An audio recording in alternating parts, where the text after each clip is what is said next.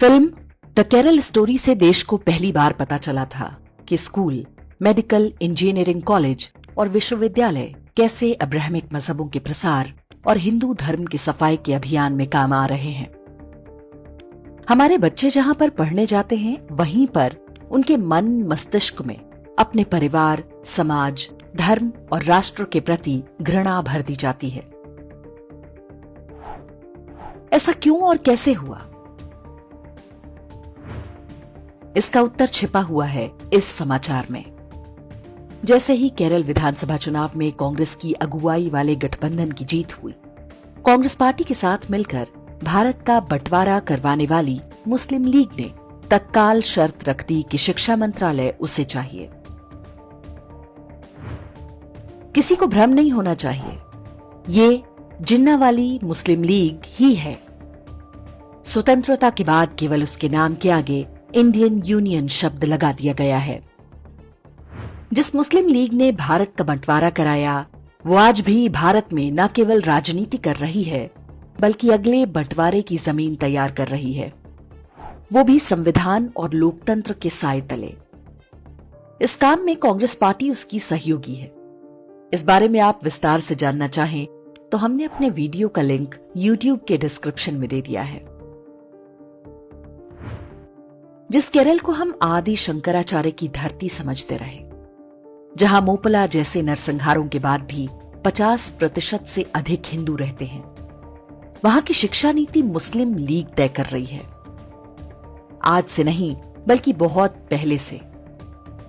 वर्ष 1957 से अब तक केरल में शिक्षा मंत्रालय अधिकांश समय मुस्लिम लीग के ही हाथ में रहा है।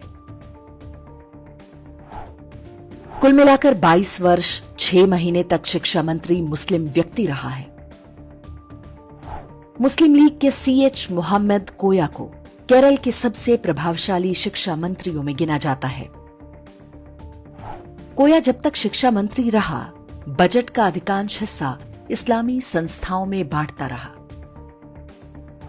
केरल में लगभग 14 वर्ष तक शिक्षा मंत्री के पद पर ईसाई व्यक्ति बैठा। विचारधारा के हिसाब से देखें तो लगभग 23 वर्ष तक शिक्षा मंत्रालय कम्युनिस्टों के चंगुल में रहा। कहने की आवश्यकता नहीं कि वामपंथी हिंदू भी होगा तो वो हिंदू धर्म का दुश्मन ही होगा। वर्ष 1962 से 1964 के बीच R शंकर शिक्षा मंत्री बने थे, जिन्हें केरल का एकमात्र सनातनी शिक्षा मंत्री कहा जा सकता है। 2021 के बाद से शिक्षा मंत्रालय को जनरल एजुकेशन और हायर एजुकेशन नाम से 2 हिस्सों में बांट दिया गया। प्राथमिक विद्यालयों से लेकर उच्च शिक्षा और मेडिकल इंजीनियरिंग की पढ़ाई तक का पूरा तंत्र अब्राहमिक मजहबों के हवाले है। ये राजनीतिक रूप से अत्यंत शक्तिशाली वर्ग है।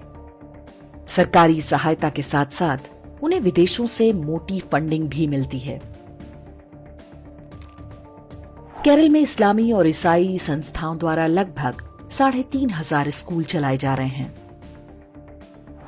जबकि हिंदुओं द्वारा संचालित निजी स्कूलों की संख्या 200 से भी कम है। RTE यानी शिक्षा के अधिकार के कानून ने हिंदुओं द्वारा स्कूल चलाना और भी कठिन बना दिया है। इसका प्रभाव केवल केरल तक सीमित नहीं था। कुछ साल पहले पता चला कि दिल्ली यूनिवर्सिटी समेत देश भर के कॉलेजों में केरल के छात्र छात्राएं अनुपात से कई गुना अधिक हो चुके हैं। फिर पता चला कि केरल की मजहबी स्कूली शिक्षा में खुलकर नंबर बांटे जा रहे थे। अधिकांश को 100 में से 100 नंबर मिलते थे। हाई कट ऑफ के आधार पर वे सारे देश के अच्छे कॉलेजों में प्रवेश पा जाते। तब इसे मार्क्स जिहाद का नाम दिया गया था। 2014 से 15 के आंकड़ों के अनुसार केरल में 180 सरकारी सहायता प्राप्त कॉलेज थे। इनमें से 86 ईसाई संस्थाओं द्वारा संचालित थे। 35 कॉलेज इस्लामी संस्थाएं चला रही हैं। हिंदू संस्थाओं द्वारा चलाए जा रहे कॉलेजों की संख्या मात्र 45 है, जबकि हिंदुओं की जनसंख्या अब भी 50% से अधिक है। प्रोफेशनल कॉलेजों के मामले में भी परिस्थितियां तथाकथित अल्पसंख्यकों के पक्ष में हैं। केरल में कुल लगभग 500 प्रोफेशनल कॉलेज हैं। इनमें से 100 कॉलेज सरकारी हैं। लगभग 100 प्रोफेशनल कॉलेज हिंदू संस्थाओं द्वारा संचालित हैं। बाकी लगभग 300 उन मजहबों द्वारा चलाए जा रहे हैं जिन्हें अल्पसंख्यक कहा जाता है। 50% हिंदुओं के 100 प्रोफेशनल कॉलेज और बाकी 50% समुदायों के पास 3 गुना अधिक। परिणाम ये कि मेडिकल और इंजीनियरिंग जैसे सभी क्षेत्रों पर ईसाई और मुसलमानों का लगभग एकाधिकार स्थापित हो चुका है। ईसाई संस्था के कॉलेजों में ईसाइयों को और मुस्लिम संस्था के कॉलेजों में मुसलमानों को छूट मिलती है, जबकि हिंदू उन्हीं कॉलेजों में ऊंची फीस देकर पढ़ने को विवश हैं। इसे आप एक प्रकार का जजिया मान सकते हैं। भारत में तथाकथित अल्पसंख्यक मजहबों को अपने शैक्षिक संस्थान खोलने की छूट है, जहां पर वे अपनी मजहबी मान्यताओं के अनुसार शिक्षा दे सकते हैं। लेकिन यह अधिकार हिंदुओं के लिए नहीं है, उन 9 राज्यों में भी नहीं जहां हिंदू वास्तव में अल्पसंख्यक हैं। अल्पसंख्यक शिक्षा संस्थानों में खुलकर उनके मजहबों का प्रचार होता है और वहां पढ़ने वाले हिंदू छात्र छात्राओं का ब्रेन वॉश किया जाता है। हिंदू लड़कियों की यौन शोषण और लव जिहाद की ढेरों घटनाएं इन्हीं संस्थानों में होती हैं। वर्ष 2025 में कासरगोड जिले के एक मजहबी नर्सिंग कॉलेज में पढ़ने वाली चैतन्या कुमारी की मौत पर राष्ट्रीय मानवाधिकार आयोग ने भी संज्ञान लिया था। दोषियों को राजनीतिक संरक्षण का परिणाम है कि एक 20 साल की हिंदू नर्सिंग छात्रा को आज तक न्याय नहीं मिला।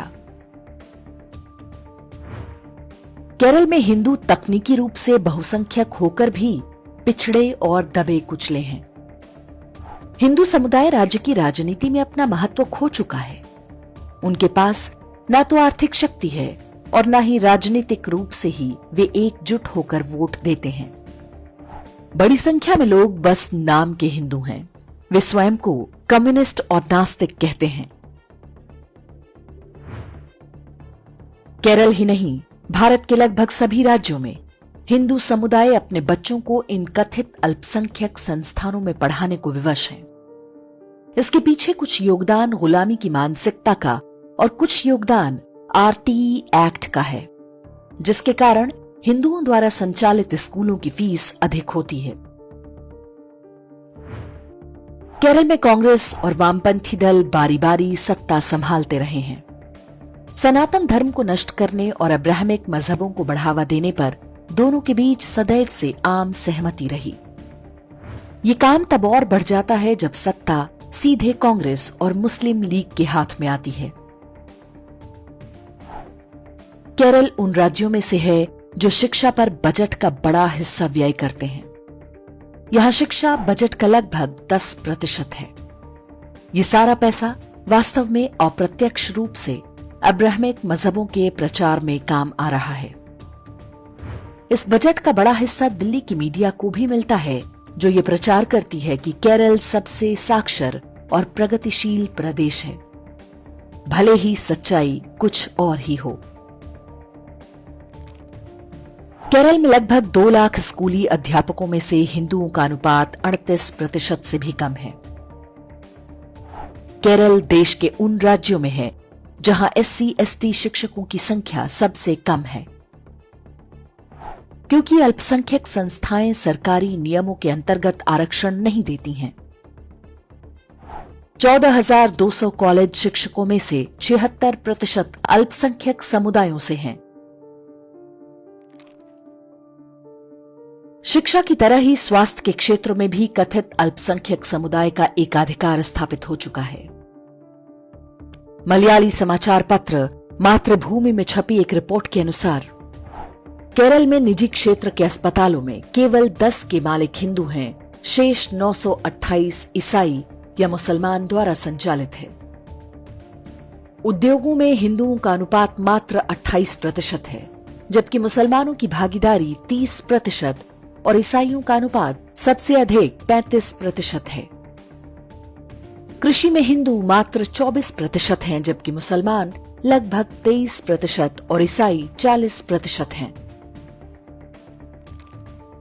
ये सारे आंकड़े 1 से 1.5 दशक तक पुराने हैं।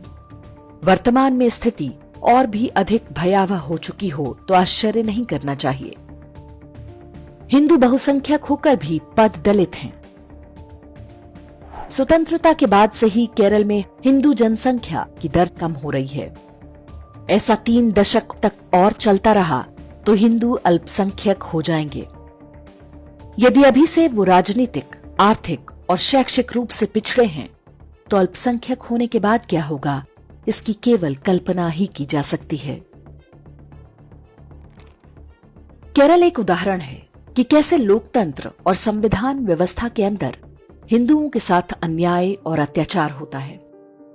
सबसे पहले केरल के सामान्य हिंदुओं की स्थिति की गंभीरता को समझना होगा। कांग्रेस और वामपंथ के सेक्युलरिज्म ने उन्हें सामूहिक रूप से उस दिशा में धकेल दिया है जिसके आगे उनकी आने वाली पीढ़ियों का भविष्य अंधकारमय है। इस पूरे घटनाक्रम का एक दूसरा पहलू भी है। हम केरल को देखते हैं जहां पर शिक्षा मंत्रालय पर कब्जे के लिए दोनों अब्राहमिक मजहबों और कम्युनिस्टों में छीना झपटी मचती है। उनमें होड़ है कि कौन हिंदू विरोधी नीतियां बनाने में सबसे आगे निकल जाएगा। हम ये भी देखते हैं कि कैसे भारत की स्वतंत्रता के बाद कांग्रेसी सरकारों ने अधिकांश मदरसा छाप मौलवियों और कम्युनिस्टों को शिक्षा मंत्रालय सौंप दिया।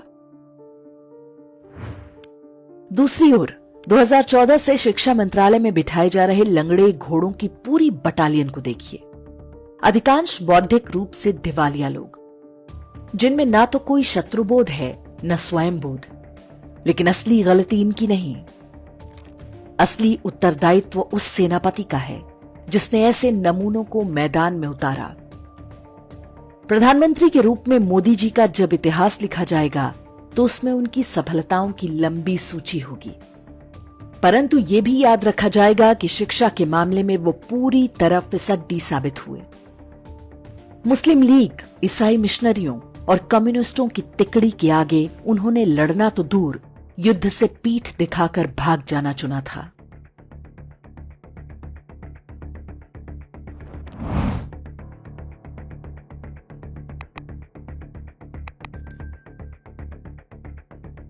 इंडेक्स ऑनलाइन के वीडियो समाज को समर्पित हैं। आप इनको डाउनलोड करके जैसे चाहे वैसे प्रयोग कर सकते हैं। चाहे तो आप हमारे टेलीग्राम चैनल से जुड़ सकते हैं। वहां सारे नए पुराने वीडियो आपको मिल जाएंगे। हमारे सोशल मीडिया लिंक हर वीडियो के डिस्क्रिप्शन में होते हैं। हमारा एकमात्र उद्देश्य हिंदू समाज को जागृत और एकजुट करना है। इसमें सहभागी बने। धन्यवाद।